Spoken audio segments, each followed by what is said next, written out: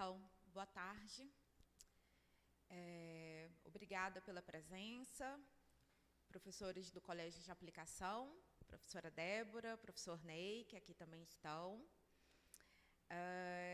Vamos dar início, então, à nossa atividade prevista para essa tarde, 10 de agosto, integrando a agenda nacional da nossa categoria, que compõe, portanto, a Data Nacional de Mobilização, de luta em prol da nossa pauta de reivindicação pelos nossos direitos remuneratórios, mas também integrando uma pauta aí de mobilização, de conscientização, em virtude das nossas campanhas pelo Revoga NEM e também em razão das últimas movimentações relativas ao anúncio pelo governo federal de cortes recentes para o setor da educação e outras pastas ministeriais.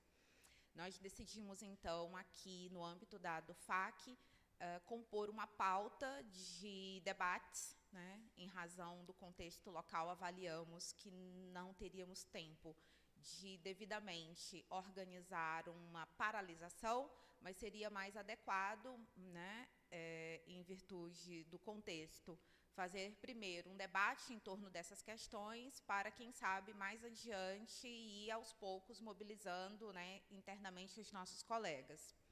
E aí eu proponho, em razão do público que aqui está, fazer uma inversão, né, da pauta, no sentido de priorizar aqueles temas que talvez atraiam mais o público que aqui está reunido.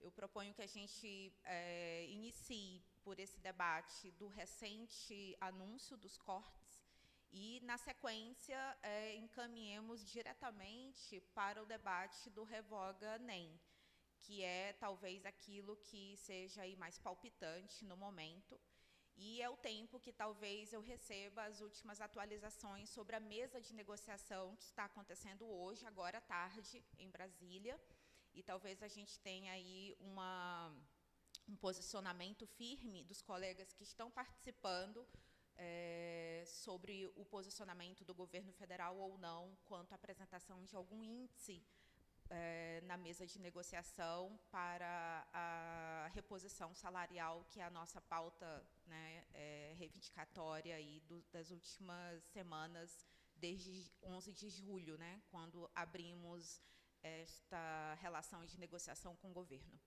Tudo bem para vocês? Então, o professor Sávio vai iniciar, então, essa abordagem sobre o tema dos cortes, né, recém-anunciados. E, na sequência, o professor João Lima, que diretamente está envolvido com o debate do Revoga NEM, e não sei exatamente como eles pretendem estabelecer a dinâmica, mas eu penso que talvez cada um possa fazer uma colaboração de 10 a 15 minutos, e depois os colegas possam fazer suas intervenções. E eu peço que o nosso assistente nos posicione se aquelas que estiverem acompanhando pelo YouTube, né, e queiram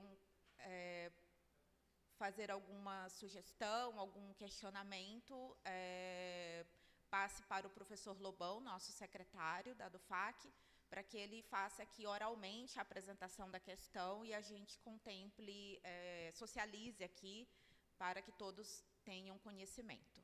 Ok? Obrigada. Então, eu passo a palavra para o professor Sávio.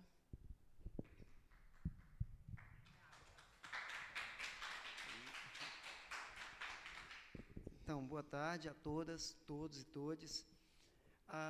A ideia que a gente trabalhou aqui na diretoria da DUFAC era de fazer mesmo uma roda de conversa sobre esses três temas, apontando aqui digamos assim, dando um pontapé inicial, e, obviamente, quem puder contribuir vai fazê-lo aqui nessa ideia de roda de conversa.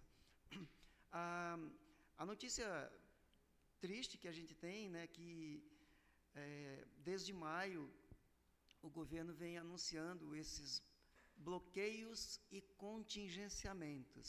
Acho que é bom a gente frisar o que tem acontecido, porque a gente não pode chamar de cortes ainda. Tá? Por enquanto, eles são bloqueios e contingenciamentos.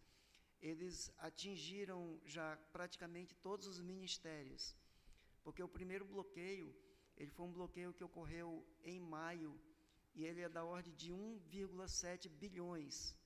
Atingiu especificamente os ministérios da Fazenda, Ministério do Planejamento, e outras áreas que não têm uma relação muito direta com o social.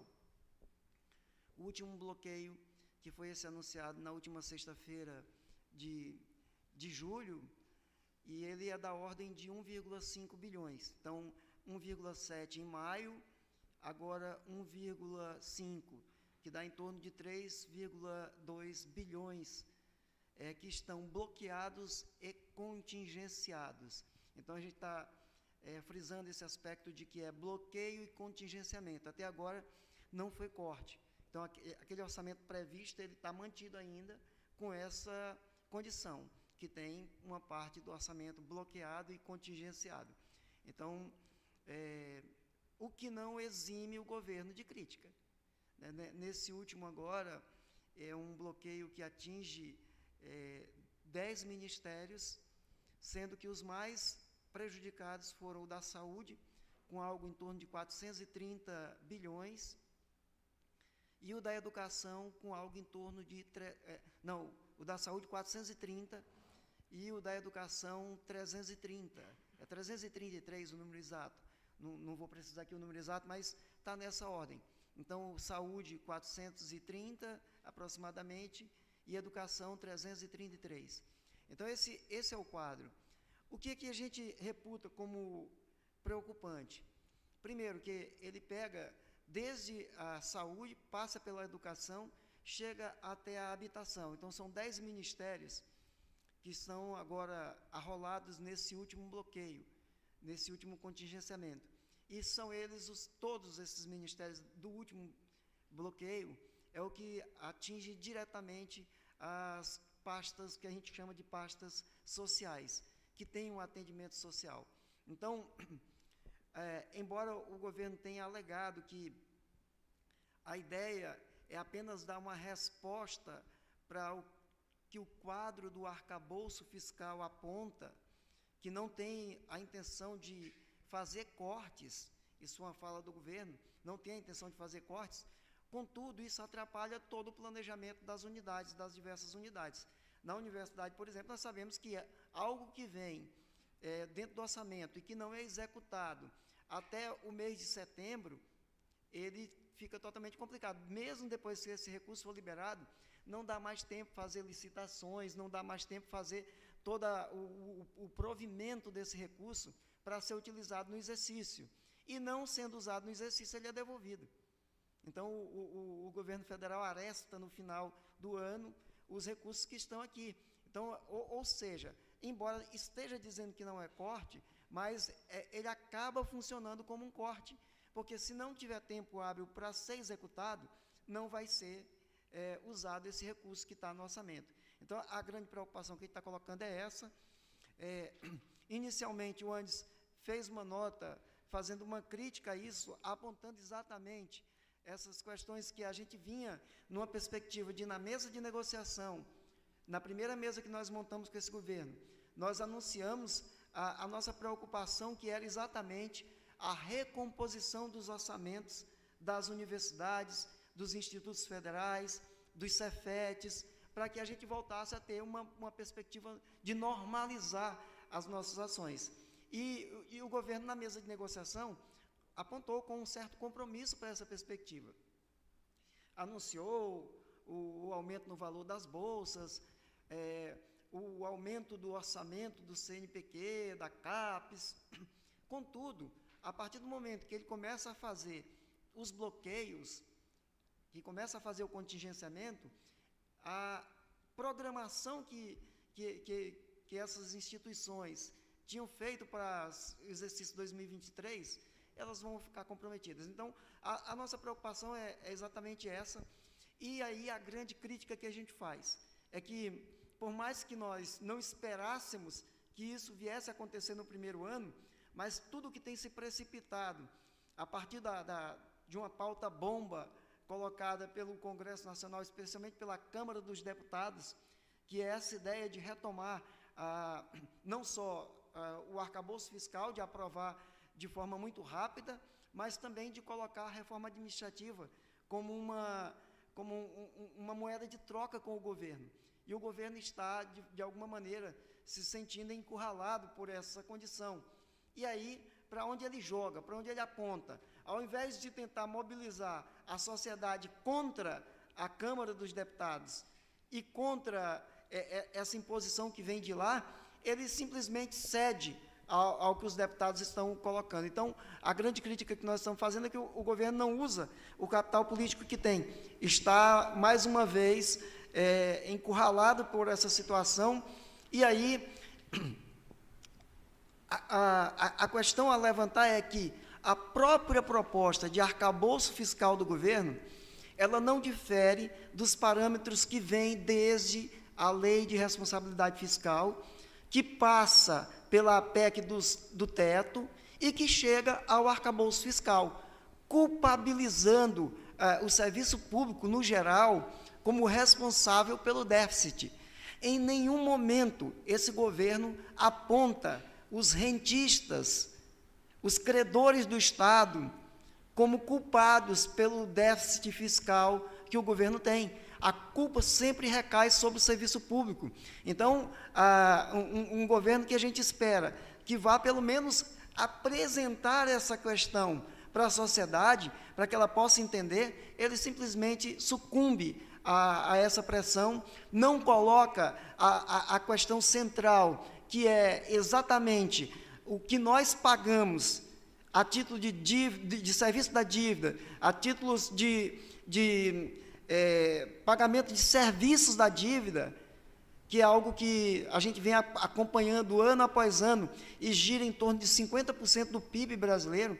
Ele não coloca essa questão que nós estamos pagando para rentistas, e essa é a questão crucial, e isso é que causa o desequilíbrio, mas o governo não discute de forma transparente com a sociedade brasileira o que causa o desequilíbrio fiscal brasileiro. Então, isso a gente está fazendo essa crítica, porque a gente esperava, obviamente, outra coisa dessa perspectiva, que era um governo que procurasse enfrentar e defender, junto com a sociedade, a manutenção, ou pelo menos a auditoria dessa condição que é a nossa crise fiscal. Que se fizesse uma auditoria que apresentasse transparentemente esses dados para a população e que a gente pudesse, obviamente, fazer pressão junto a deputados, senadores, para que colocasse essa pauta como uma pauta prioritária para resolver a grande questão que é a nossa crise fiscal. Então, assim, o elemento, talvez, inicial para colocar aqui para vocês seria esse. Ainda estamos nessa fase de bloqueios e contingenciamento, não chegamos aos cortes, mas a tendência é que, para dar vazão ao que esse novo arcabouço fiscal, que eu digo que, com muita propriedade, algumas pessoas chamaram de calabouço fiscal, porque é um verdadeiro aprisionamento dos recursos públicos para ser usado, transferido para as empresas privadas, para os rentistas. Então, o calabouço fiscal joga no ostracismo as pastas que nós chamamos de sociais do governo. Reduz a possibilidade de investimento, reduz a possibilidade de que nós possamos continuar a ter o funcionamento do SUS, a ter o funcionamento da Previdência, a ter o funcionamento das universidades, dos institutos federais, dos Cefetes, por conta dessas contradições. Então, inicialmente seria colocar esse parâmetro do que é que está rondando, o espectro que ronda as nossas cabeças, né, as nossas universidades, os institutos federais, e isso abala, inclusive, a negociação que estava proposta e que está hoje acontecendo à mesa, que o governo já adiou do dia 4 para o dia 10, exatamente por conta desses ajustes, desses arranjos que ele foi se encalacrando nas negociações com o Centrão. Eu vi uma crítica que é terrível, mas o ex-chefe da Casa Civil do governo Bolsonaro dizendo que o governo está nomeando ministros sem ter pasta, que faz parte do plano de negociação com o Centrão, do que o governo está cedendo para o Centrão. Então, é um negócio terrível. A gente não achava que ia chegar a esse ponto, mas estamos vivendo mais ou menos o que foi os 2 primeiros mandatos do governo Lula. As diversas negociações com o Centrão, sem um diálogo maior com a sociedade, um diálogo mais transparente com a sociedade. E, obviamente, nós estamos atentos.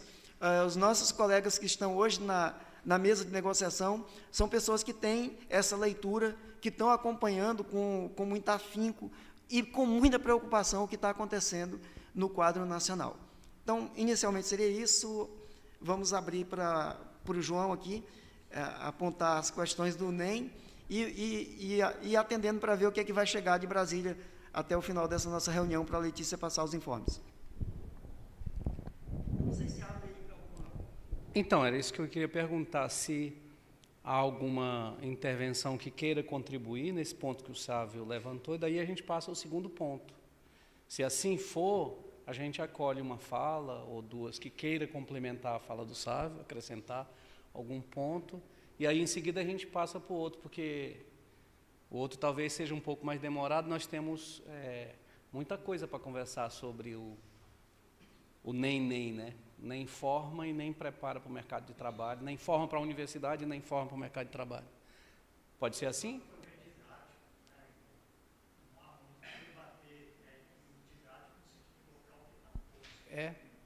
Então tá bom. A Eurenice quer. Então, tem que vir até aqui para poder registrar que os colegas que estão nos ouvindo... Aqui mesmo? Boa tarde a todo mundo. Quando eu pensei... a gente passou tanto susto com o governo anterior que ficou até difícil fazer críticas ao governo Lula. Mas a confusão e todo esse quadro que nós estamos sabendo e que o Sávio colocou aqui, coloca a questão seguinte. Então, para não passar tanto susto e porque a gente vai ficar quieto, ninguém está ficando quieto, mas eu penso que o movimento social e os estudantes, a estudantada está marcando mobilizações do país inteiro. E eu acho assim, a gente passou muito susto, agora nós não estamos no momento do susto, então tem que ir para cima mesmo.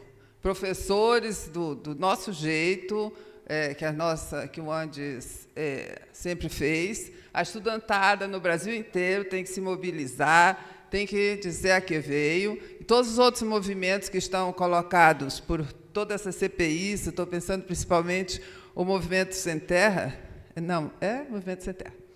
Então, assim, sendo violentamente, né, uma tentativa, que eles não estão sendo coisa nenhuma, mas... então, assim, mesmo o Movimento Sem Terra, que está sendo achacado, né, nessa CPI, e todos os movimentos sociais, os mais significativos, então, acho que a gente tem o Lula, a gente não passa mais o susto, mas a gente tem que ir para cima. É só isso que eu queria dizer, que a gente não... Porque, pelo menos, eu me sentia assim, meio...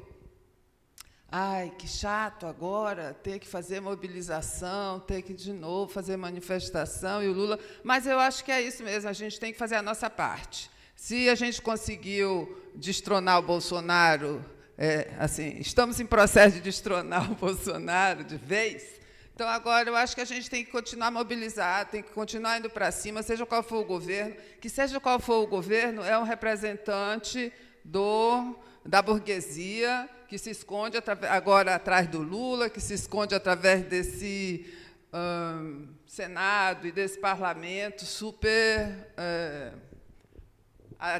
aderente. Obrigado, Eurenice. professora Eurenice é professora do CFCH da área de Ciências Sociais. Moisés Lobão.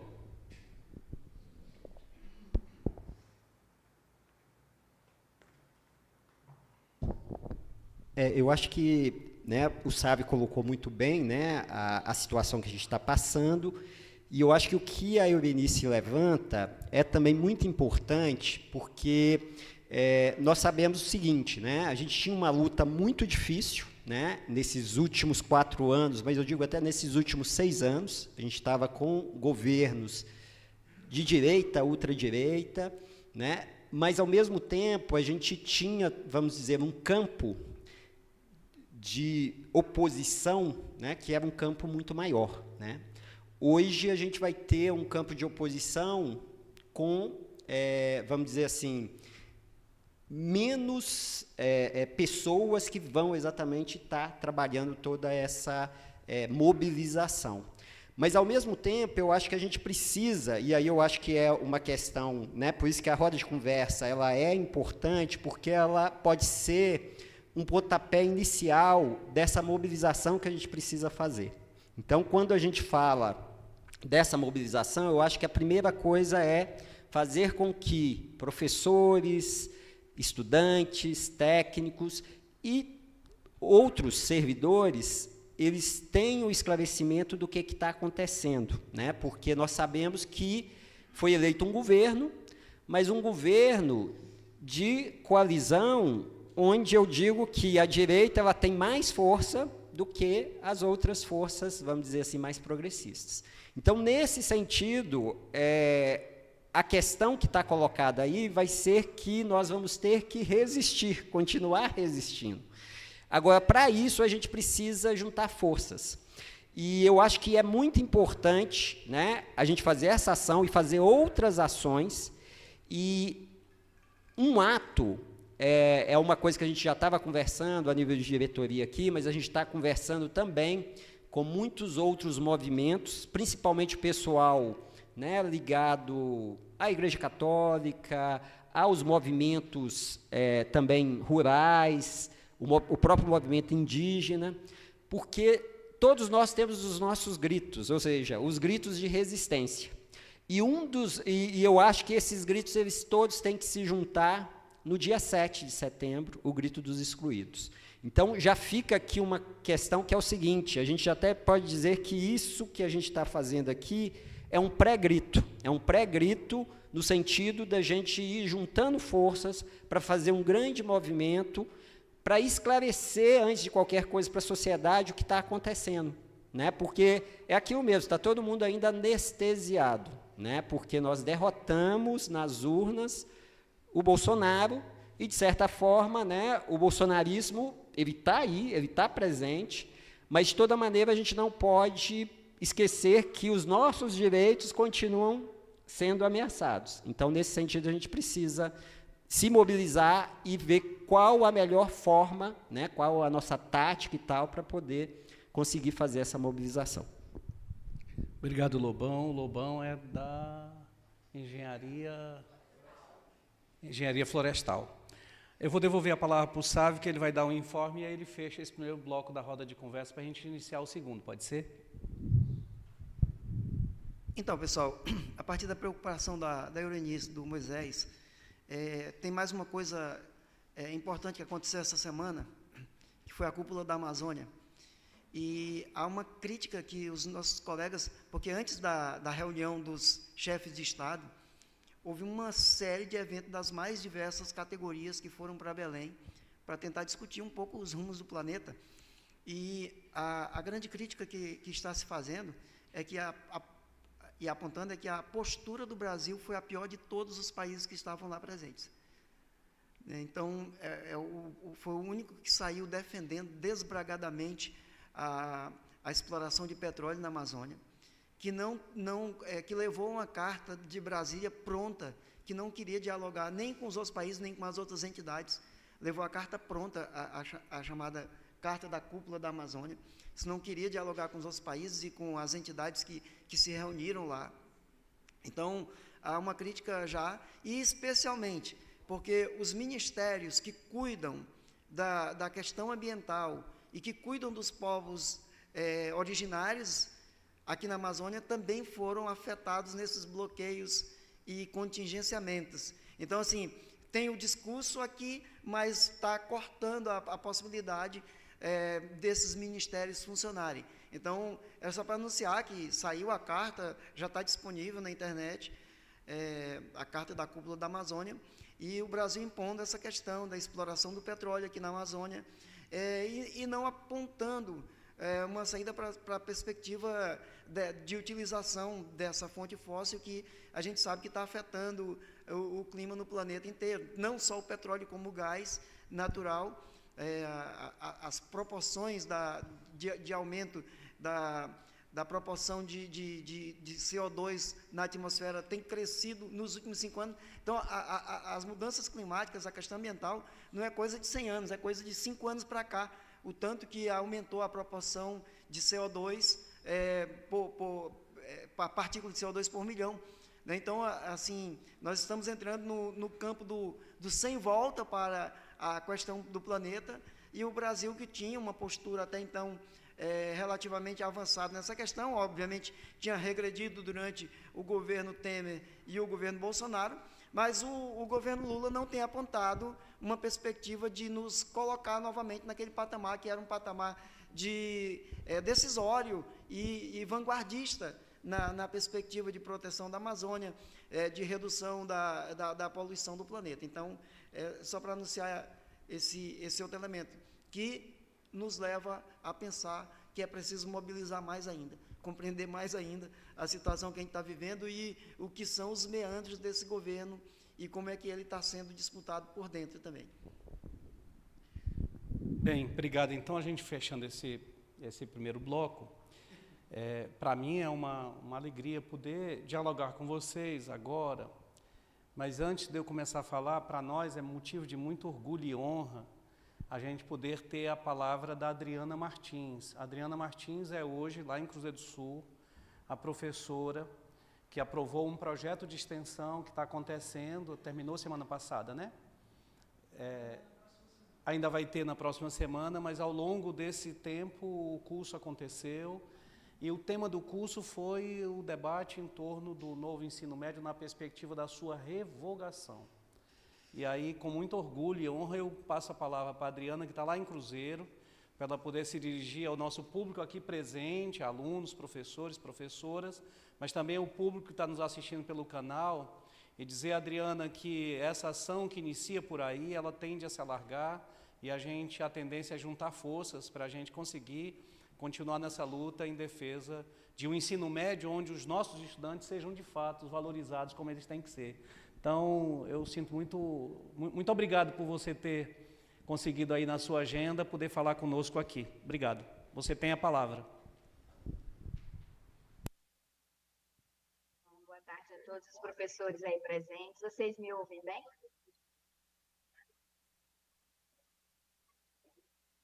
Professor João, me ouve? Sim, a gente te ouve bem. Então, muito boa tarde a todos. Professor João, eu que agradeço muito o seu convite, tá? É um prazer estar aqui com vocês hoje. Então, vou falar rapidamente acerca desse projeto, que iniciou, na verdade, com uma grande inquietação minha, uma vez que eu estudei, né, no meu doutorado e defendi minha tese há exatamente 1 ano atrás, na Universidade Federal do Paraná, acerca do processo de implementação dessa contra-reforma no nosso Estado. Né? Então, a experiência que eu tive foi das escolas piloto, né, das 10 escolas piloto aí no Acre, aí em Rio Branco. Nós temos a tese disponível e artigos publicados que retratam os efeitos nefastos dessa contra-reforma, não apenas para a formação da nossa juventude, mas também para a precarização do trabalho dos professores. Né? Então, os dados levantados revelam um processo muito forte de precarização dos professores, uma vez que a redução da carga horária das disciplinas, em especial as disciplinas na área de humanas, elas fazem com que esses professores tenham que trabalhar em várias escolas, ou mesmo que ministrar disciplinas para as quais eles não têm nenhuma formação, disciplinas que nós chamamos de engenharia, né? Disciplinas que não contribuem para a formação científica dos nossos estudantes. Então, a partir disso, eu continuo minhas pesquisas, eu estou orientando aqui 4 alunos de iniciação científica, que estão pesquisando esse processo junto às escolas aqui em Cruzeiro do Sul, e estão também com essa pesquisa em andamento, e corroborando esses dados, reafirmando esses dados, infelizmente, bastante negativos em relação a essa reforma. O que eu percebo também, os dados da minha pesquisa mostram, é uma atuação muito forte de entes de natureza privada na implementação, na elaboração e até mesmo no monitoramento dessa reforma no nosso Estado, né? Então, nós temos vários institutos aí, o REUNA, né, o Instituto de Corresponsabilidade pela Educação, muito ligados aí ao movimento pela Base Nacional Curricular, muito fortes na elaboração do currículo, um currículo que foi elaborado sem a participação efetiva dos professores, dos estudantes, da sociedade civil e dos pesquisadores, né? Esse aspecto também se confirma na implementação, né, desse processo através da formação dos professores, que se deu através muito de plataformas virtuais, como a plataforma Educa Brasil, a Escola Digital, a AVAMEC, a plataforma Povi. Então, tudo isso muito ligado ao setor empresarial. O Instituto Natura, aí, muito voltado para o monitoramento e para a validação dessa política. Então, por conta de tudo isso, eu iniciei aqui em Cruzeiro do Sul um movimento interno na universidade, junto com meus estudantes, e com relação ao curso de extensão, né, nós estamos ainda realizando, falta uma palestra ainda na semana que vem, e nós conseguimos aí 1.179 inscritos nesse curso, nós temos pessoas de todas as regiões do Brasil, temos doutores, pós-doutores, professores, Então, é um pequeno movimento que se inicia, né, mas que eu fico muito feliz com a parceria, né, desde o início eu reivindiquei, por exemplo, material, porque a gente também vai para as escolas, nós vamos conversar com os estudantes, com os professores, e a DUFAC proporcionou aí a distribuição do material, onde nós vamos distribuir cards e panfletos explicando os efeitos nefastos dessa contrarreforma. Então, por mais que tenha saído agora, né, um pequeno sumário de algumas reformulações, a gente vislumbra aí já uma mudança, né, coisa que não era possível no governo anterior. Nós não fomos ouvidos de forma alguma. Agora o MEC, pelo menos, já percebe que precisa haver mudanças de novo ensino médio. Ou seja, já há uma proposta de aumento das 1.800 horas, que era a parte comum a todos os estudantes, para 2.400 horas, né? Então, isso já é uma conquista, mas muita água vai rolar ainda, né? Nós não podemos deixar de reivindicar pela revogação total, porque o problema está na concepção do novo ensino médio. Então, remendos não vão dar conta de consertar realmente todos os efeitos nefastos dela. E é isso, assim, eu conto com a colaboração, mais uma vez, da DUFAC aí. Muito obrigada, professor João, pela oportunidade. Viu? Obrigado, Adriana. Obrigado. Bom, em parte, o que a Adriana trouxe é um pouco da luta. Eu agora vou, de alguma maneira, para situar vocês e os ouvintes, dizer algo a partir de onde eu me encontro, né? Quando o Estado brasileiro aprovou o Plano Nacional de Educação, que o último ano dele é agora em 2024, lá no Plano Nacional de Educação estava previsto que o Brasil ia passar por um processo de construção de uma base nacional comum curricular. Isso está no Plano Nacional de Educação, como uma das metas. Isso, em 2014, quando o plano foi aprovado, se imaginava isso. O que o Brasil fez? O Brasil, então, naquele momento, governado, né, tinha um governo da presidenta Dilma. Todos os processos foram construídos na direção de reunir todas as entidades, né, ligadas ao setor da educação pública, e esse movimento foi na direção de estudos de construção da Base Nacional Comum Curricular. Acontece que a gente levou um golpe terrível, porque em 2016, o que acontece no Brasil é que todos os estudos, todos os eventos, todas as coisas que estavam acontecendo no país, e a gente tinha um avanço considerável, até inclusive no âmbito do Conselho Nacional de Educação, com o golpe isso tudo foi apressado, porque o governo Temer, quando assume ali, naquele ano, o que acontece é que todo mundo, mesmo as pessoas mais otimistas de a gente alcançar essa base nacional comum curricular, elas se apressaram em logo tentar, de alguma maneira, ver o que ainda podia ser feito no percurso, porque o governo que se avizinhava após Temer era um governo muito pior do que o Temer. E a leitura é que, pode ver, vocês observem aí, na calada da noite de 2017, dezembro de 2017, é aprovado, então, a Base Nacional Comum Curricular, que em seguida depois foi aprovada a Base Nacional Comum Curricular Ensino Médio, e aí com isso todas as reformas internas, né, das medidas. Eu estou dizendo isso porque eu recentemente fiz um texto que foi publicado num livro da Anpof, em que eu faço essa reconstrução de todos esses períodos do ponto de vista nacional e localizo do ponto de vista local dos movimentos que a gente fez quando a gente se inseriu no processo de defesa do ensino da filosofia, e aí o meu lugar é da filosofia, né? Na ocasião em que o Estado do Acre estava passando pela construção do novo currículo, chamado Currículo Único de Referência do Acre.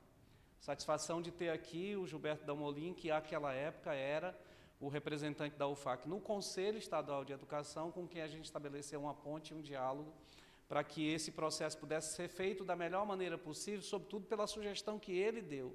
Ele, no Conselho Estadual de Educação aqui, foi ele que fez a proposição de que esse debate fosse feito envolvendo a universidade. Daí a Secretaria de Educação e o Conselho, de alguma maneira, se atropelaram ali. O fato é que a universidade entrou nesse circuito, mas de uma maneira muito desorganizada, porque ao invés da gente participar organicamente, o que a gente teve foram participações esporádicas. Aí eu vou dizer de onde eu me localizo, que é no interior do CFCH, que reúne as disciplinas de filosofia, geografia, história e sociologia.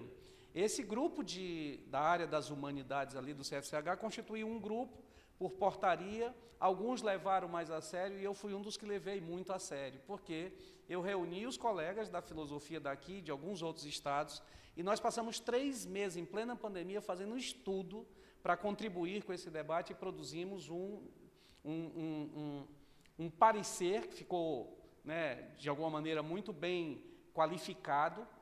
E esse parecer a gente então fez ele chegar ao Conselho Estadual de Educação, à Secretaria de Educação, em que ali a gente fazia as nossas críticas à Base Nacional Comum Curricular Ensino Médio e o modo como se organizava o eixo das ciências humanas e sociais aplicadas, sobretudo a partir da minha crítica, da crítica que nós fizemos ao lugar que ocupa, por exemplo, a filosofia, que deixou de ser uma disciplina que até então tinha um lugar razoável, com 120 horas, para um lugar absolutamente desprestigiado, porque a história e a geografia continuaram com a carga horária lá em cima, a sociologia, a exemplo da filosofia, relegada a 40 horas, com a possibilidade de voltar nos percursos, os itinerários, e o fato é que ali a gente já fazia uma crítica dura a esse novo ensino médio que emergiu a partir da base e que depois os estados tiveram que implementar a partir do seu currículo, e o Estado do Acre não ficou diferente, porque, veja, a Secretaria de Educação também fez uma consulta pública para legitimar o processo, mas a consulta foi tão pífia que os resultados foram tão ruins que a consulta não ajudou em nada.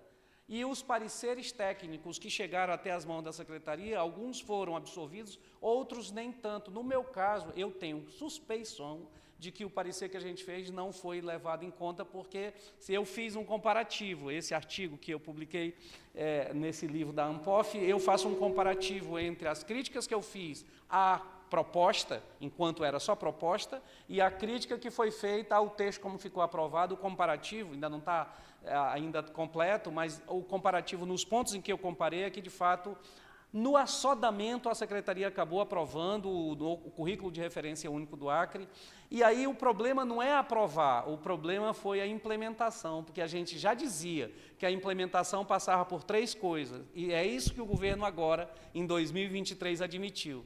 E eu digo isso com muito orgulho, até com muito orgulho mesmo, porque a gente já dizia que, em primeiro lugar, o problema não estava na formatação do currículo, o problema estava na base, porque a Base Nacional Comum Curricular ela tinha os seus problemas na origem, pela concepção, porque ela é estruturada em função de conteúdos, habilidades e competências. E em torno de um conceito que é muito mal resolvido no Brasil, que é o conceito da inter e da transdisciplinaridade. E a outra é você permitir com que essa Base Nacional Comum Curricular ignore o tamanho do que é esse país, as dificuldades regionais e, sobretudo, o processo de formação de quem são os professores que vão atuar nas diferentes áreas. E a terceira é as condições de infra. Então, esses 3 elementos que a gente já criticava ali no processo de construção do currículo é o que o MEC agora reconhece. E o MEC reconhece exatamente isso. Ele fez uma consulta pública e o resultado da consulta pública, de novo, deu para o governo alguns reconhecimentos. Ele admitiu que a implementação do novo ensino médio tem problemas de todas as naturezas. Não só pela questão da diminuição da carga horária, isso é um dos problemas, porque diminuiu consideravelmente a carga horária para as ciências, digamos assim, as ciências humanas. E mesmo as ciências que até então eram privilegiadas no currículo, e com isso a gente não está dizendo que o currículo do antigo 2º grau, do antigo ensino médio era mil maravilha, nunca foi, mas o fato é que a gente tinha um currículo que pelo menos se estruturava em torno de uma formação básica, uma formação geral básica, que foi extremamente esfacelado à medida em que você aumentou consideravelmente uma quantidade imensa de carga horária, que se chamou itinerário formativo, que aqui ganhou um nome que mudou um pouco, mas a ideia é de que você então permita com que os alunos façam escolhas de quando é que ele depois vai aprofundar, que são as chamadas rotas de aprofundamento, na lógica do empreendedorismo, na lógica absurda de você tirar do aluno uma formação sólida, né? Então, o MEC reconhece essas 3 coisas, reconhece que a implementação passa por dificuldade na questão da formação mesmo, na questão da formação dos professores e questão estruturante, né? Fora isso, vou encerrar, fora isso, eu só queria terminar o seguinte, eu só queria compartilhar com você o seguinte: a nossa perspectiva de crítica ao novo ensino médio não é pelo remendo, não é pela reforma da reforma, não é nem pela crítica de que ela foi feita da forma como foi feita, que o governo, de certo modo, tentou corrigi-la. O governo agora tentou dizer o seguinte: não, agora vamos ouvir a sociedade. A forma que o governo encontrou para ouvir a sociedade foi uma consulta pública e ele encomendou pareceres técnicos. Logo, logo, vocês viram o Brasil inteiro produzindo pareceres técnicos. Nada contra os pareceres técnicos, mas um parecer técnico sobre o currículo que emergiu do novo ensino médio, que configurou o novo ensino médio a partir da base, ele nasceu em função de uma falta de fundamento e equívocos extraordinários, e não sou eu que estou dizendo. Há um centro de estudos, educação e sociedade da Unicamp, que eu compartilho com vocês exatamente alguns aspectos que saiu ontem. Ontem eles fizeram uma leitura a partir do que o MEC anunciou na segunda-feira, e o centro nos chamou a todas as entidades, AMPU, ANPOF. No caso da ANPOF, hoje a gente recebeu um texto, que é uma minuta, para ver se a gente faz uma assinatura conjunta no sentido de reconhecer que o governo tentou dizer: olha, a gente não concorda com o novo ensino médio, mas a gente não vai aderir à tese da revogação, porque a tese da revogação contraria os interesses do Concede. A tese da revogação contraria os interesses empresarial. A tese da revogação significa dizer que a gente não vai poder, digamos assim, oferecer um novo ensino médio em tão breve tempo e vai causar um grande problema, uma convulsão social, porque tem aí o Enem pela frente, tem uma série de argumentos. O que o governo fez? O governo se comprometeu, então, em implementar uma espécie de reforma da reforma. E aí tem alguns pontos que o centro aponta como pontos que são razoavelmente positivos, como isso que a Adriana já disse, a questão da carga horária, rever uma série de elementos que eu não vou aqui, porque senão eu vou me alongar, mas o que preocupa, e eu vou compartilhar com vocês o que é que preocupa, é que nós temos, e aí essas são palavras do Centro de Estudos, que é um centro de referência, o Gilberto Dalmolin conhece muito bem o Centro de Estudos Educação e Sociedade, em que o centro diz que os grupos que defendem a possibilidade de criar alterações legislativas ou infralegais esquecem de observar que, por mais que haja um esforço, o parlamento sempre piora o que já é ruim.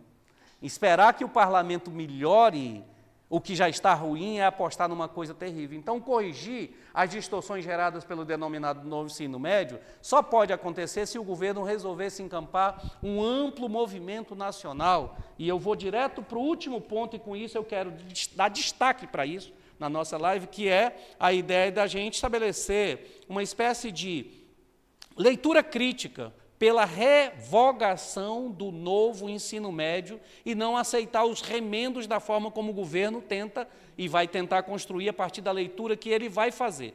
O projeto de lei que ele vai encaminhar, segundo ele vai ouvir os secretários, a partir do Concede. Mas ele não está sinalizando que vai ouvir, por exemplo, os grandes movimentos nacionais, porque ele está ouvindo aqueles movimentos a partir da lógica do Camilo Santana. E não esqueça, o Camilo Santana hoje é ministro, mas ele foi governador no estado em que, de alguma maneira, encampou o processo da reforma do atual modelo de novo ensino médio, né? Então, eu queria pactuar com você, eu queria dizer aqui a vocês o seguinte: à medida que se torna necessário reconhecer que o novo ensino médio ele tem problema desde a sua concepção e problemas na sua implementação, porque ele fere de morte e prejudica os alunos de origem popular, os alunos das escolas públicas de um modo geral, ele atravessa um movimento em busca da gente conseguir aquilo que ele chama de um pacto nacional pela constituição de um sistema nacional de educação. Desmonta esse Sistema Nacional de Educação. 2, a ideia de a gente, então, criar condições estruturantes por meio da implantação do custo aluno qualidade inicial, para ver se a gente, de alguma maneira, enfrenta essas assimetrias que acontecem. E, por fim, a política de valorização dos profissionais da educação, porque foi um dos problemas que foi levantado, foi quem é que está trabalhando na implementação do novo ensino médio sem a formação adequada, né? E, por fim, eu compartilho com vocês a ideia do que o Centro de Estudos Educação e Sociedade diz. É necessário um amplo processo participativo que construa o diálogo entre juventudes, gestores, profissionais de educação e demais representantes da sociedade organizada, por um novo Plano Nacional de Educação, por isso o Plano 2024 é o ano 10, né? Que permita vislumbrar a formação no ensino médio de forma integrada a outras etapas, níveis e modalidades. Eu conclamo a todos nós aqui podermos seguir nessa lógica de dizer o seguinte: o novo ensino médio, para além de trazer um enorme prejuízo à sociedade brasileira, ele acabou sendo abocanhado pelos grandes empresários da educação que fizeram a educação pública ficar ainda piorada nessa etapa da formação. Então, eu termino lá a minha leitura sobre o currículo do Acre, dizendo que era muito importante se o Acre pudesse aproveitar o momento singular de a gente reviver os processos de construção desse movimento, para a gente pensar que esse novo ensino médio, com isso eu digo, ele nem forma o estudante para ingressar de maneira qualificada na universidade e nem forma para o mundo do trabalho de maneira qualificada, de maneira consciente. Então, por isso que o nem uma coisa e nem outra. Então, eu sou um dos que venho me envolvendo muito com isso, com essa discussão. E agora, então, a gente abre a conversa, o Dalmolin já levantou a mão. Só para terminar, eu acho que nós da DUFAC contribuímos de maneira muito dispersa, eu acho que a gente tem a oportunidade de se associar a outros movimentos pensando numa coisa mais articulada, para a gente se apoiar mais, para que a gente possa movimentar estudantes, possa movimentar professores que atuam, né, possa movimentar os professores que atuam, sobretudo nas licenciaturas aqui na universidade, para a gente se inserir nesse processo, porque os próximos passos são muito importantes. O governo reconheceu que há limitações, mas ele não vai nos procurar para ouvir aqueles que têm a crítica. Ele já tem uma espécie de proposta que ele vai levar para um projeto de lei na intenção de que ele passe no Congresso Nacional e lá vire uma lei melhor do que a 13.345. Gilberto Dalmolin, aí, quem mais que levantou a mão? Gilberto Dalmolin, o Ney, quem mais?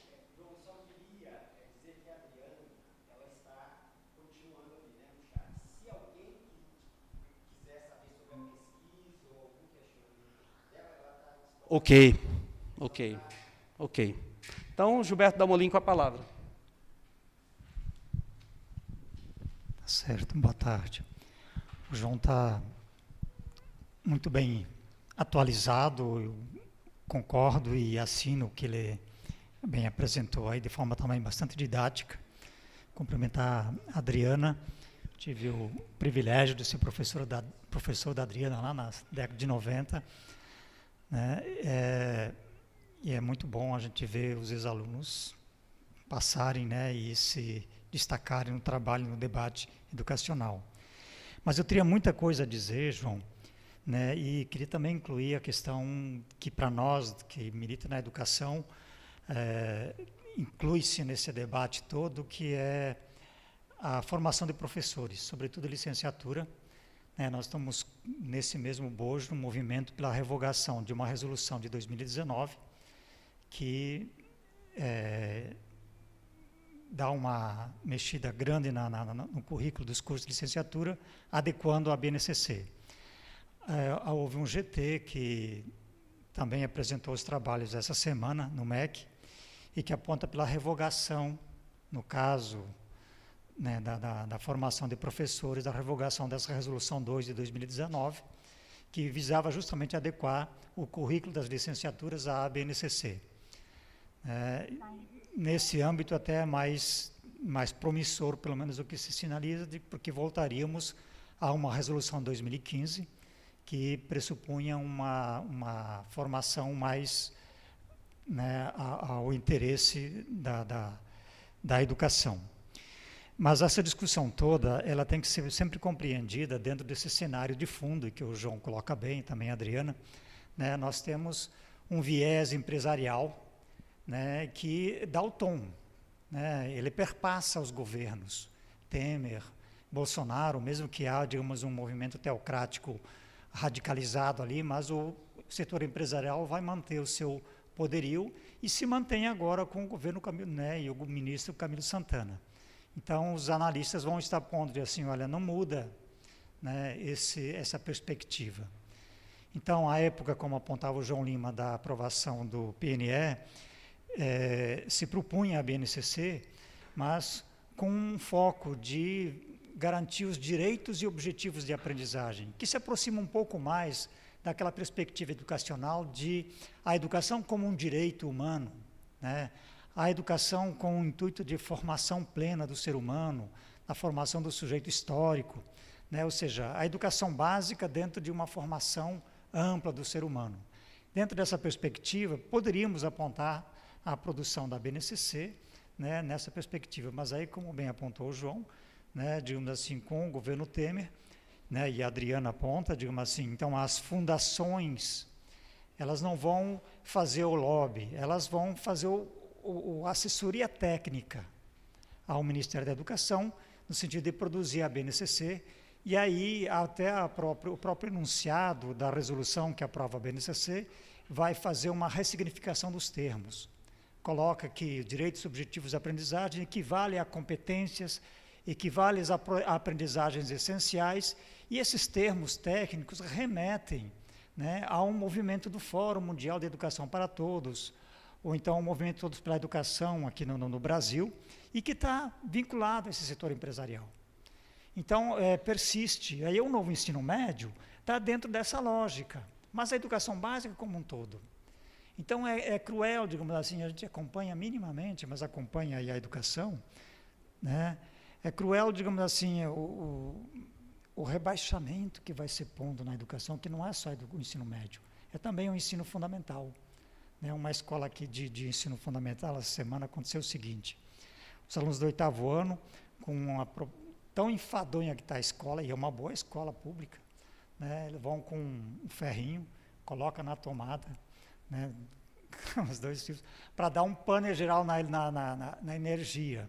Né? Aí, então, acaba a energia da escola, a escola para. Isso foi o 8º ano. Né? Os alunos do 7º ano, nessa semana, fizeram o mesmo movimento. E aí a escola tem câmera e tal, vamos questionar os alunos. Não, nós queríamos que fosse interrompida a aula, porque a gente sabe que, dando pane na energia, são 3 dias sem aula. Então, os alunos, eles estão chateados, estão, digamos assim, numa situação de presídio nas escolas, porque são escolas onde os professores são mal formados, mal remunerados, né? Escolas mal equipadas. Então, há, digamos assim, um movimento, digamos assim, de insatisfação. E o aluno, com TikTok, com qualquer outra, né, nos jogos, nas redes sociais, tem um atrativo muito melhor, e a escola é um espaço chato, né? Então, você tem uma questão muito mais ampla, né? Digamos, esse tipo de educação interessa no máximo, digamos assim, ao setor empresarial, você dá os mínimos necessários para você ter um trabalhador ali precário, né? Que se submete a uma renda precária. Né? Mas, enfim, eu estou querendo dizer que o debate ele extrapola, né, aquilo que a gente vislumbra em termos de melhoria do ensino médio. Então, o João colocou bem, aí eu até discordo um pouco da Adriana, de dizer que houve avanços, o aspecto positivo. Não, eu acho que o remendo que o governo Camilo Santana está propondo não resolve o problema. Né? Porque o problema não é só esse. Né? Você aumentar de 1.800 para 2.400 horas, né, a formação geral básica, né, mas o setor empresarial está interessado justamente, né, digamos, no trabalhador com disponibilidade para uma função precária, de trabalho precário. Né. Então, nesse debate todo, então, a minha proposta é que, né, a gente inclua essa questão de pensarmos o que nos interessa, que nos afeta aqui na universidade. Nós não conseguimos, em muitos cursos, sequer até 2019, adequar o currículo a 2015. Então, há uma necessidade de uma mobilização interna na universidade. À época, ali na Nicole, né, deu um tranco na gente, né, pelo menos para nós, do SELA. À época, o Gerson fez uma mobilização tremenda, nós fizemos um movimento todo, né, no sentido de peitar o tratoramento que ela estava fazendo e fez, né, digamos assim, enfim, impactou, inviabilizou, né, a adequação dos currículos àquela resolução de 2015, que contemplava uma diversidade maior, uma possibilidade de formação mais ampla, né, dos docentes. Então, o movimento que se coloca agora, para nós, formação de professores, é um enfrentamento a esse barateamento da educação à distância, né, dessa fragilização na formação de professores, né, que interessa muito mais ao mercado, ao setor empresarial, né, o fortalecimento da formação teórico-prática dos professores, ou seja, recompor, né, o currículo dos cursos de licenciatura e com ênfase na formação presencial, garantindo uma formação mais consistente aos professores, né, e que, é claro, digamos assim, não se dá desvinculado dessa necessidade de você também rever a BNCC. Né? Há uma necessidade de rever a BNCC e de repor dentro da perspectiva da educação como um direito, né? E não dentro de formar as aprendizagens essenciais, as competências, dentro de uma visão de mercado. É isso, João. Obrigado. Só para, antes de passar para o Ney, só para dar 2 informações. Quando o presidente do Conselho Nacional de Educação esteve aqui, vocês se lembram, alguns de vocês estavam lá, ele veio como o primeiro convidado para a mesa do planejamento estratégico, a convite da administração superior. aquele senhor que é o presidente do Conselho Nacional de Educação, quando ele terminou a fala, eu fui um dos que falei e perguntei dele sobre a perspectiva do Conselho sobre o novo ensino médio. E também perguntei sobre a resolução número 2 de 2019. E ele tergiversou no novo ensino médio e depois ele rapidamente segredou para nós ali em público que estava em perspectiva, ele tinha suspendido os efeitos dela, ele tinha suspendido os efeitos dela e que estava em vista o processo de revogação. Tá bom, terminou ali a palestra, daí em off ele me chama, a Edna Celi chamou, disse que ele queria conversar comigo para dizer o seguinte: a perspectiva do Conselho Nacional de Educação é pela revogação da 02, tanto que está aqui no sumário. Então, é só para te dizer isso. Em relação ao novo ensino médio, ele disse, nós vamos esperar o que o governo vai coletar a partir da consulta pública. Bom, o que o governo coletou a partir da consulta pública foi muita crítica, porque quem participou da consulta pública, eu não sei se... Levanta a mão aqui, só quem participou da consulta pública. Eu participei com convidado sem retirar. Então, a universidade participou muito pouco. Então, quem participou e participou de maneira orgânica, seguiu um modelo mais ou menos assim. A gente se articulou a partir dos órgãos, por exemplo, eu na ANPOF, vários outros colegas, da gente produzir respostas coletivas para cada uma das 36 perguntas. Então, para cada pergunta, a gente colocou lá uma resposta. E essas respostas foram em tom crítico. A gente quer depois ver o que o governo, na formatação, porque saiu agora só o sumário, né? Mas ainda está faltando. Então, é a luta, porque boa parte das críticas que a gente fez, o governo reconhece agora, mas tem coisas que preocupam. Uma delas é o que o Daniel diz. Daniel, vocês sabem quem é, né? Daniel Cara. O Daniel Cara é um sujeito muito articulado e que vem da educação da USP. E ele diz assim, no texto, né, que a gente circulou entre nós, ele diz assim, bom, a gente avançou em alguns pontos, mas a gente encontra ainda retrocessos gritantes. Um deles e ele diz claramente, né, em relação a como ficará a formação técnica e profissional. 2, qual é a perspectiva da gente permanecer com o novo ensino médio vinculado com a vinculação obrigatória à BNCC, né? A organização obrigatória dos currículos por área, quando na maioria dos estados é organizado por disciplina, e a possibilidade de formação por meio da junção de cursos de qualificação, curso de qualificação que não qualifica absolutamente nada, e a possibilidade de manter a ED nos cursos de formação técnica e profissional, regulamentação do famigerado notório saber e por aí vai. Então, é a fala do Daniel, agora nós vamos ouvir o professor Ney.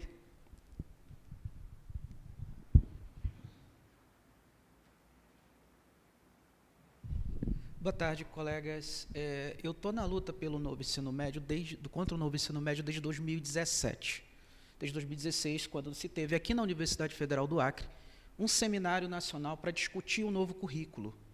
Participou eu, como professor, na época eu era professor da rede pública estadual, lá na zona rural, em Plá de Castro, professor Adão Galo, do Instituto Federal do Acre, e eu não recordo agora o nome do professor da Secretaria Estadual de Educação. Montamos um documento a partir das urgências do chão de sala, que é o que falta aqui. A gente tem que discutir novo ensino médio com quem está no chão de sala. Eu falo de um lugar privilegiado. Eu sou professor do Colégio de Aplicação da Universidade Federal do Acre. O novo ensino médio, para a gente, se enquadra na lei. É opcional às disciplinas. Eu sou privilegiado. Débora é privilegiada. Mas os meus colegas da rede pública do Estado, não. Eu vou contar uma historinha rápida, a professora Marisol vai lembrar, a professora Eurice vai lembrar, a professora Letícia Mamed vai lembrar.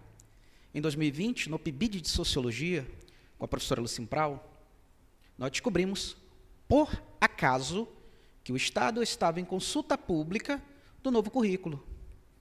O que se tinha ali para responder? Concordo, concordo parcialmente. Essa foi a consulta pública do Estado do Acre sobre o novo ensino médio, 2020. Recentemente eu tive com a professora Adriana, lá em Cruzeiro do Sul, para um café, e a professora Adriana, ela faz o que a Universidade Federal do Acre, no seu campus sede, não faz, discutir um novo ensino médio, porque nós temos cursos de licenciatura aqui nessa universidade que professores acham lindo o que a Secretaria do Acre está fazendo, que professores não sabem nem o que é o novo ensino médio. Nós temos isso, professor João. Então, é urgente a gente fazer essa discussão com os colegas da licenciatura, para eles entenderem o que é a nova lei de ensino médio, quais perigos que elas trazem, o que ela vai impactar naquele aluno que está no chão de sala.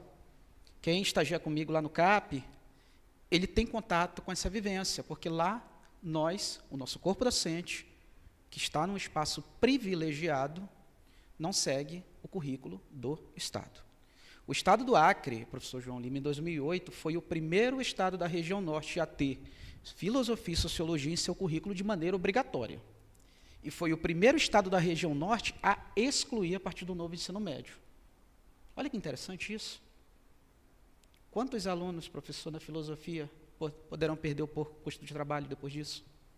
Aí eu falo pelo meu campo de pesquisa, quantos na sociologia ficarão sem a sua formação?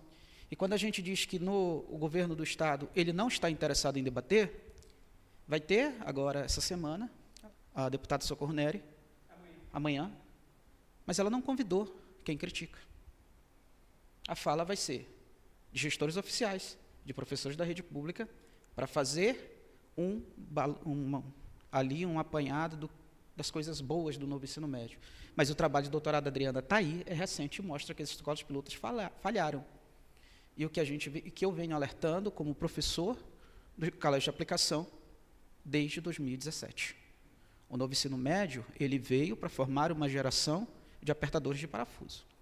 E a gente precisa, professor, de mobilização da classe estudantil, dos alunos da licenciatura, dos centros acadêmicos, dos professores, da galera que está na rede pública do Estado, deixando de exercer a sua formação para dar aula de rotas de aprofundamento, de como fazer brigadeiro, como gravar TikTok. E o governo do Acre não está disposto a discutir isso. No colégio de aplicação, nós estamos discutindo o nosso novo currículo com base na metodologia científica, porque nós, repito, temos o privilégio para isso. Então, o novo ensino médio, ele veio para formar uma geração de pessoas para servir o capital. Não é para ocupar vagas aqui na Universidade Federal do Acre. Aí nós vamos ter cursos sem alunos, porque não vai ter perspectiva de emprego. Então, é isso que a gente tem que atentar, professor. Nós, do Colégio de Aplicação, estamos na luta. O que for preciso, a gente está aqui. Eu fui convidado para construir o currículo de Sociologia do Estado do Acre. Eu fui convidado a sair, porque quando eu mostrei que o novo ensino médio, ele não atingiria aquilo que a gente quer quanto professor de Sociologia. E nós, na PECZON, a qual eu sou vinculado, lá na Associação Brasileira de Ciências Sociais, estamos mapeando os currículos dos estados. O senhor acredita, professor João Lima, que Rondônia, estado bolsonarista, tem filosofia e sociologia no ensino fundamental e médio? E o Acre não tem? Então, é algo que a gente precisa trazer. O chão de sala, o aluno, os professores das licenciaturas, os centros acadêmicos. É um debate silencioso aqui na Universidade Federal do Acre. E a gente tem que descobrir o porquê que ele é silencioso. A Adriana, fazendo lá em Cruzeiro do Sul, é fantástico. O movimento que ela faz numa cidade a 600 quilômetros daqui, que discute o novo ensino médio, a qual ela já sofre as primeiras consequências, é louvável. É mais essa chamada, a gente precisa trazer o chão de sala para discutir o que é o novo ensino médio. Obrigado, Ney. Então, é isso. Só uma pequena observação, Ney. É porque talvez, assim, parece que em tudo que eu me envolvo na universidade, eu não dou valor a essa coisa da grande divulgação e ele acaba sendo desconhecido. Por exemplo, eu acabei de dizer que eu fiz o estudo do currículo, que a gente fez isso e publicou e encaminhou para o Conselho de Educação, o Conselho discutiu. Então, deixa eu dizer, eu chamei a Lucy para fazer o mesmo movimento que a gente fez na filosofia. A Lucy e a Letícia, elas fizeram algo diferente. Elas escreveram uma carta pública, dizendo que não tomariam parte naquele processo e fizeram uma crítica ao modelo.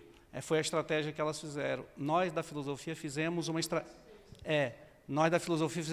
diferente. A gente resolveu pegar a proposta que estava sendo apresentada e fazer uma leitura dela e produzir o que eu estou dizendo. Aí, como a gente não publica, como a gente não dá visibilidade, a gente... né, então, só para dar uma informação, o Acre, só para lhe dizer, o Acre é o único estado da Federação Brasileira, da Federação, que nunca tirou a filosofia do currículo do ensino médio. Então, só para lhe dizer, porque você falou, né, só para lhe dizer. E isso graças a um parecer do Conselho Estadual de Educação dado pela professora Iricélia Cabanella Zanini, junto com o Mastranjo, da Sociologia e da Filosofia, que convenceu o Conselho, quando foi instado a se manifestar sobre a permanência ou não da filosofia, e o Estado do Acre, então, resolveu manter a filosofia.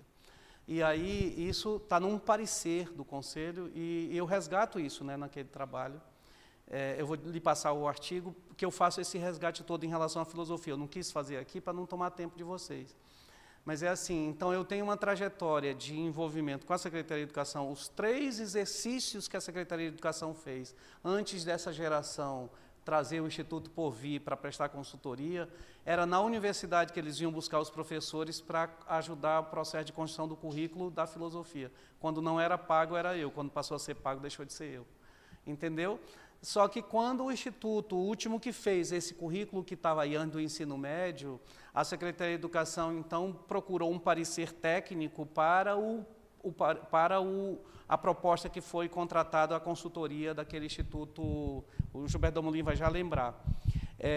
E aí eu fiz o parecer técnico. A consultoria mudou a proposta. Então, porque eu não divulgo essas coisas. Então, assim, internamente eu tenho o PIBID desde 2012, que a gente, com os alunos nas escolas públicas, discutindo o currículo, com artigo publicado em revista, com capítulo de livro publicado sobre o exame do novo ensino médio antes dele ser, entendeu? Mas eu acho que vale a pena divulgar mais, né? Fazer esse processo ser mais conhecido, porque, por exemplo, está todo mundo referendando o projeto da Adriana por ser o primeiro projeto de extensão. Por ser o primeiro projeto de extensão. E eu acho isso louvável, tanto que trouxe aqui para valorizar. Mas ela me convidou e eu fiz uma apresentação no curso de extensão dela, um pouco historiando isso sobre como se deu o processo de construção desse currículo aqui. Quem muito ganhou dinheiro aqui foi o Instituto Por Vir. Ganhou dinheiro. Eles trouxeram uma estrutura muito razoável para cá, e foi o que eles ofereceram, foi uma formatação perversa. Bom, eu vou terminar dizendo o seguinte, eu fico muito satisfeito da... Não sei, fala aí.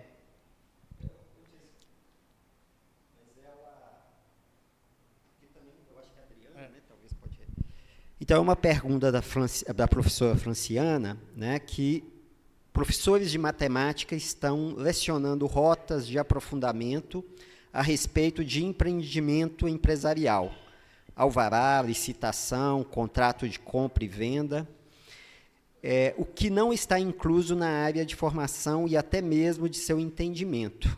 De que forma esse tipo de currículo é aprovado e inserido dentro das escolas? Não sei se você, Adriana. É isso.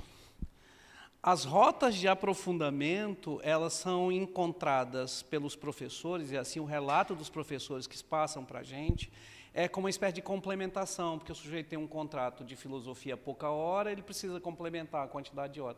Na matemática, eu achei que não teria esse problema, porque, em tese, a carga horária deles ficou mantido. Mas é assim, nas escolas, os processos de inserção dos professores para essas diferentes rotas de aprofundamento, chamadas de itinerário formativo, é um festival. A gente escreve isso, dizendo lá, da entrevista que nós fizemos com vários professores, que, assim, os professores do campo da filosofia que têm uma formação mais adequada, o que eles fazem? Não, estou dando rota de aprofundamento. Aí escolhe fazer, como, por exemplo, os meninos estão fazendo lá. Mas, assim, na matemática, eles acabam se inserindo também no mesmo jogo de fazer o que a escola pede, né? A rota de aprofundamento para orientar os alunos nisso ou naquilo. Quer dizer, receita de bolo É por aí, né? A lógica do empreendedorismo. Eu vou terminar dizendo o seguinte, num país como o Ricardo Antunes diz, né? Num país onde a gente tem uma situação perversa de um universo imenso de pessoas fora do mundo do trabalho, né? Sem perspectiva nenhuma, você falar de empreendedorismo, isso é um crime, isso é uma coisa perversa. E as escolas empoderaram esse discurso de que, pela lógica do eu, né? Quer dizer, o sujeito tem condições de, se ele obtiver umas pequenas noção, ele vai conseguir alcançar sucesso na vida e poder... Gente, é isso, essa roda de conversa, ela marca o Dia Nacional de Luta do Andes, né? Educação em Luta, né? É uma pena que a gente não tenha ainda informação sobre a questão da campanha salarial com a Letícia. O Sávio tratou aqui de demarcar categoricamente que as universidades, e nós nunca deixamos de fazer a crítica no governo Lula 1, 2, Dilma, Temer, Bolsonaro, toda vez que as universidades eram afetadas com os cortes, com os congestionamentos, as pessoas imaginavam que a gente ia ficar silenciado, antes não está silenciado. Nós estamos dizendo que esses cortes trazem prejuízo, sim. Né? Nós gostaríamos muito que o governo pudesse seguir na lógica de achar que a educação é investimento e não gasto, né? Mas, infelizmente, isso está acontecendo nesse governo, e o Sávio foi muito feliz de dizer que o Lula 1, logo no primeiro ano do Lula 1, nós tivemos que enfrentar essa mesma situação, né? Numa mesa de negociação que depois...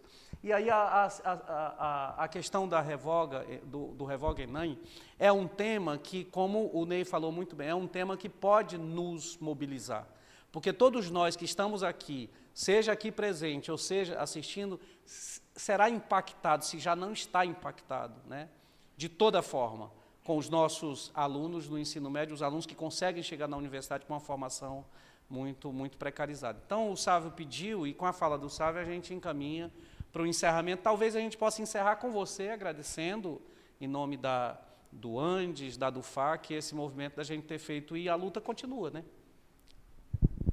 Bem, é só porque eu fiquei na incumbência aqui, que a Letícia teve que sair, de ficar acompanhando se tinha terminado a mesa. Não terminou a mesa ainda, mas eu só tendo a dizer para vocês o seguinte: os jornalistas são bem informados dessas questões, né?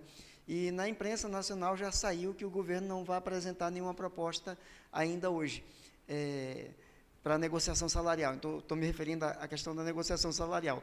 Então, não terminou a mesa ainda.